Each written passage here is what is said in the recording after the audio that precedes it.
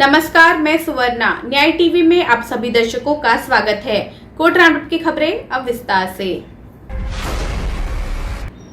Patna high court ने police superintendent के नाम से फर्जी कॉल करने, जमीन और पैसों के लेन देन को लेकर दबाव डालने के मामले में आरोपी व्यक्ति को जमानत दे दी। जस्टिस राजीव रंजन प्रसाद की एकल पीठ ने आदेश में कहा, निचली अदालत याचिकाकर्ता के आपराधिक इतिहास की जांच करेगी और यदि किसी भी स्तर पर यह पाया जाता है कि याचिकाकर्ता ने अपने आपराधिक इतिहास को छुपाया है तो निचली अदालत याचिकाकर्ता के जमानत बॉन्ड को रद्द करने के लिए कदम उठाएगी। दिल्ली हाईकोर्ट ने गुरुवार को राशन वितरण के लिए दिल्ली सरकार की योजना को रद्द कर दिया। Acting chief justice Vipin Sanghi और जस्टिस जसमीत सिंह की खंडपीठ ने योजना का विरोध करने वाले दिल्ली सरकार राशन डीलर्स संघ और दिल्ली राशन डीलर्स यूनियन द्वारा दायर याचिकाओं में फैसला सुनाया। खंडपीठ ने हालांकि कहा कि दिल्ली सरकार टीपीडीएस के तहत लाभार्थियों को टीपीडीएस लाभार्थियों के दरवाजे पर खाद्यान्न या राशन की डोर स्टेप डिलीवरी के लिए योजना तैयार करने की हकदार है। हालांकि मौजूदा कानूनों के अनुपालन में जीएनसीटीडी को अपने संसाधनों से ऐसा करना होगा। मध्य प्रदेश हाईकोर्ट ने हाल ही में ट्रायल कोर्ट को निर्देश दिया है कि वो बलात्कार के एक मामले में पीड़िता के खिलाफ राज्य सरकार से मिले मुआवजे को वापस करने के लिए निर्देश जारी करे, क्योंकि उसने अपने बयान में स्वीकार किया है कि उसने आरोपी के खिलाफ झूठी रिपोर्ट दर्ज करवाई थी। आवेदक अभियुक्त द्वारा दायर की गई जमानत अर्जी पर निर्णय करते हुए जस्टिस विवेक अग्रवाल ने कहा, ट्रायल कोर्ट पीड़िता के खिलाफ उसके द्वारा प्राप्त राशि वापस करने के लिए एक निर्देश जारी करने पर विचार करे, क्योंकि उसने अपनी गवाही में मुख्य रूप से स्वीकार किया है कि उसने दोनों पक्षों के बीच हुए कुछ मौखिक विवाद के कारण झूठी रिपोर्ट दर्ज करवाई थी। इसलिए कथित झूठी रिपोर्ट दर्ज की गई है और वो देश के करदाताओं के पैसे से राज्य सरकार द्वारा भुगतान की गई मुआवजे की राशि को रखने की हकदार नहीं है। इस प्रकार ट्रायल कोर्ट पीड़िता को उस राशि को ट्रेजरी खाते के उपयुक्त शीर्ष में वापस जमा कराने का निर्देश देने पर विचार करे। मद्रास हाईकोर्ट ने गुरुवार को ऑफिस असिस्टेंट को जमानत देने से इनकार कर दिया। इस पर न्यायिक अधिकारी को छुरा घोंपने का आरोप था। जस्टिस आनंद वेंकटेश ने कहा कि इस मुद्दे को अंततः गंभीरता से निपटाया जाना चाहिए, क्योंकि इसका व्यापक रूप से संस्थान पर प्रभाव पड़ा है। जस्टिस आनंद वेंकटेश ने कहा, इस तरह के हमले का बड़े पैमाने पर संस्थान पर प्रभाव पड़ता है, इसलिए इसे अत्यधिक गंभीरता से निपटा जाना चाहिए। यदि याचिकाकर्ता को इस स्तर पर जमानत दी जाती है तो न्यायिक अधिकारियों के दिमाग पर इसका गंभीर प्रभाव पड़ेगा, जो हम महसूस नहीं कर सकते। साथ ही जो स्थानांतरण आदेश जारी करने या अपने कर्मचारियों के खिलाफ अनुशासनात्मक कार्यवाही शुरू करने में बहुत सहज है। दिल्ली हाईकोर्ट ने शुक्रवार को मीरान हैदर द्वारा दायर अपील पर नोटिस जारी किया। इस अपील में ट्रायल कोर्ट के आदेश को चुनौती दी गई थी, जिसमें उन्हें भारतीय दंड संहिता आईपीसी और यूएपीए के तहत आरोप लगाते हुए 2020 के दिल्ली दंगों में बड़ी साजिश का भागीदार बताया गया है। जस्टिस मुक्ता गुप्ता और जस्टिस मिनी पुष्करण की खंडपीठ ने मामले में स्टेटस रिपोर्ट दाखिल करने के लिए अभियोजन पक्ष को 4 सप्ताह का समय दिया। उड़ीसा हाईकोर्ट ने अपने चचेरे भाई की हत्या के जुर्म में उम्र कैद की सजा पाने वाले एक व्यक्ति की दोषसिद्धि को बरकरार रखा है। अपील खारिज करते हुए chief justice doctor S Muralidhar और जस्टिस राधाकृष्ण पटनायक की खंडपीठ ने कहा, ये गलत पहचान का मामला नहीं है, क्योंकि सभी गवाह आरोपी और मृतक दोनों के करीबी रिश्तेदार हैं। तथ्य यह है कि आरोपी ने मृतक के सिर पर मारा। ये स्पष्ट रूप से मृतक की मौत का कारण बनने का उसका इरादा बताता है। झगड़ा शाम को हुआ, जबकि घटना रात में हुई, जब मृतक सो रहा था और पूरी तरह से निहत्था था। आरोपी के करीबी रिश्तेदारों को उसे मृतक की हत्याकांड में झूठा फंसाने की जरूरत नहीं है। जम्मू और कश्मीर हाईकोर्ट ने हाल ही में एक एसएचओ के खिलाफ दर्ज एफआईआर को रद्द कर दिया। उस पर जम्मू कश्मीर भ्रष्टाचार निवारण अधिनियम की धारा 4A और धारा 120B आरपीसी के तहत अपराध का आरोप था। जस्टिस संजय धर ने कहा, ये एक स्थापित कानून है कि यदि एफआईआर में लगाए गए आरोप मामले की जांच के दरमियान जांच एजेंसी द्वारा एकत्रित सामग्री से प्रमाणित नहीं होते हैं तो ऐसे मामलों में जांच या अभियोजन जारी रखना कानून की प्रक्रिया का दुरुपयोग है। इस प्रकार ये एक उपयुक्त मामला है जहां इस न्यायालय को सीआरपीसी की धारा 482 के तहत अपनी शक्ति का प्रयोग करके एफआईआर में कार्यवाही को रद्द करना चाहिए। केरल हाईकोर्ट ने गुरुवार को popular front of India PFI द्वारा इस शनिवार को अल्लापुझा जिले में आयोजित किए जाने वाले प्रस्तावित जन महासम्मेलन के तहत सार्वजनिक सम्मेलनों, मार्च, सामूहिक अभ्यास और मोटरसाइकिल रैलियों पर रोक लगाने की मांग करने वाली याचिका पर राज्य सरकार से जवाब मांगा। जस्टिस एन नागेश ने सरकारी वकील से एडवोकेट श्री कुमार जी चेलूर के माध्यम से दायर याचिका पर निर्देश प्राप्त करने को कहा। कलकत्ता हाईकोर्ट ने शुक्रवार को आदेश दिया कि पश्चिम बंगाल की स्कूली शिक्षा राज्य मंत्री परेश चंद्र अधिकारी की बेटी को अगले आदेश तक संबंधित स्कूल परिसर में प्रवेश करने की अनुमति नहीं दी जानी चाहिए। इसके साथ ही कहा कि उन्हें हाईकोर्ट रजिस्ट्रार जनरल के पास सहायक स्कूल शिक्षक के अपने कार्यकाल के दौरान अब तक प्राप्त कुल वेतन भी जमा करना होगा।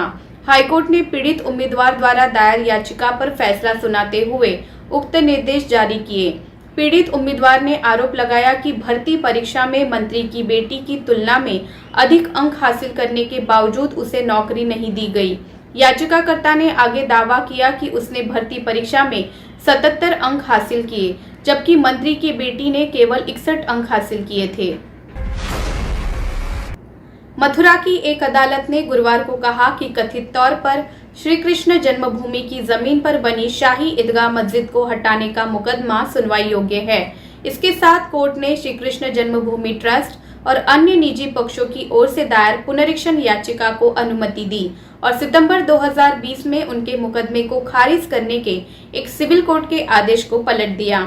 सितंबर 2020 में भगवान श्री कृष्ण विराजमान की ओर से एक मुकदमा दायर किया गया था, जिसमें मथुरा में श्री कृष्ण मंदिर परिसर के पास स्थित शाही ईदगाह मस्जिद को हटाने और देवता को 13.37 एकड़ भूमि के हस्तांतरण की मांग की गई थी।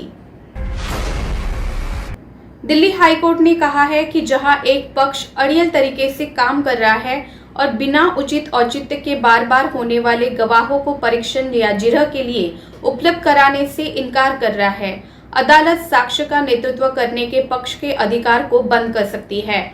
जस्टिस सी हरिशंकर ने कहा कि ये अदालत के विवेक का मामला है, जो सबूत पेश करने के पक्ष के अनुरोध पर फैसला लेता है और अदालत अनुच्छेद 227 के तहत एक याचिका में हस्तक्षेप करने के लिए अनिच्छुक हो सकती है। कोर्ट ने कहा कि ऐसा सिद्धांत उस कोर्ट पर समान रूप से लागू होता है जिसने कोर्ट के रूप में चुनौती के तहत आदेश पारित किया है, जो अनुच्छेद 227 के तहत चुनौती से जब्त कर लिया गया है।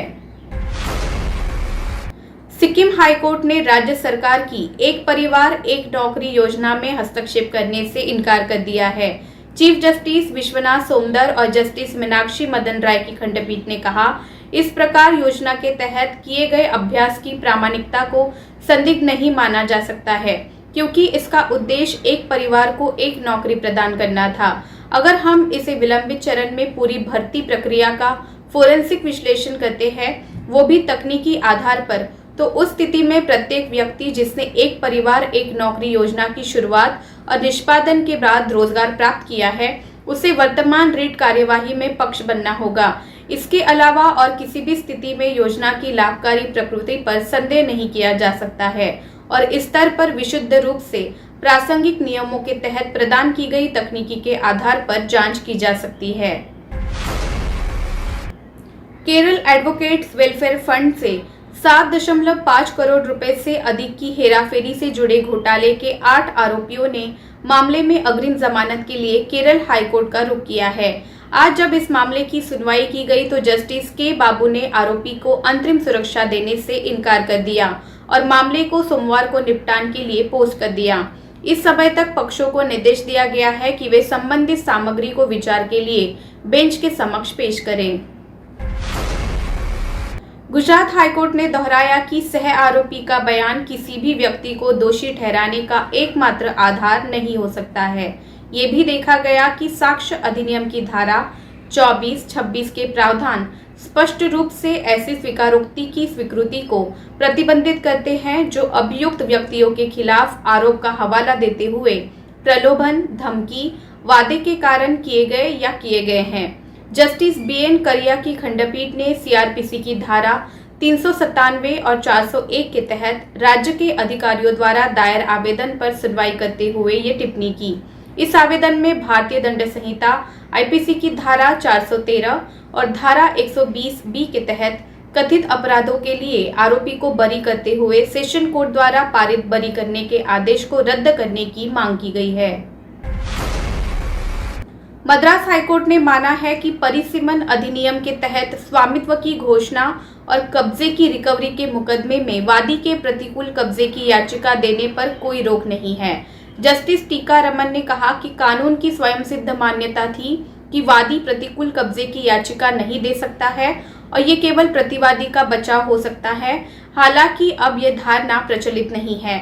अदालत ने रविंदर कौर ग्रेवाल और अन्य बनाम मंजीत कौर और अन्य 2019 में सुप्रीम कोर्ट के फैसले पर भी भरोसा किया, जहां सुप्रीम कोर्ट ने कहा था प्रतिकूल कब्जे से स्वामित्व के अधिग्रहण की याचिका वादी द्वारा लिमिटेशन एक्ट के अनुच्छेद 65 के तहत ली जा सकती है और वादी के किसी भी अधिकार के उल्लंघन के मामले में उपरोक्त आधार पर मुकदमा करने के लिए लिमिटेशन एक्ट 1963 के तहत कोई रोक नहीं है। उड़ीसा हाईकोर्ट ने मंगलवार को 2015 में एक महिला और उसके बच्चे की कथित मौत की जांच का आदेश दिया, जिनकी कथित तौर पर चिकित्सा लापरवाही के कारण मौत हो गई थी। महिला के ससुर ने मामले में याचिका दायर की थी। महिला ने अंतर्गर्भाशयी मौत के कारण अपने बच्चे को खो दिया और 25 मार्च 2015 को इलाज के दौरान खुद उसकी भी मृत्यु हो गई थी। याचिकाकर्ता ने प्रस्तुत किया कि बच्चे और महिला की मौत चिकित्सकीय लापरवाही के कारण हुई थी और इसे टाला जा सकता था। गुजरात हाईकोर्ट ने हाल ही में भारतीय मूल के एक अमेरिकी नागरिक को ये कहते हुए याचिका वापस लेने की अनुमति दी कि प्रत्येक पक्ष को कार्यवाही वापस लेने का अधिकार है। भारतीय अमेरिकी पत्नी अपने पति से अपनी बेटियों की कस्टडी की मांग करते हुए बंदी प्रत्यक्षीकरण हैबियस कॉर्पस याचिका दायर की थी। हालांकि उम्मीद थी कि चूंकि इस मामले में 2 नाबालिग बच्चे शामिल हैं, इसलिए पक्षकार अपने सर्वोत्तम हित में कार्य करेंगी।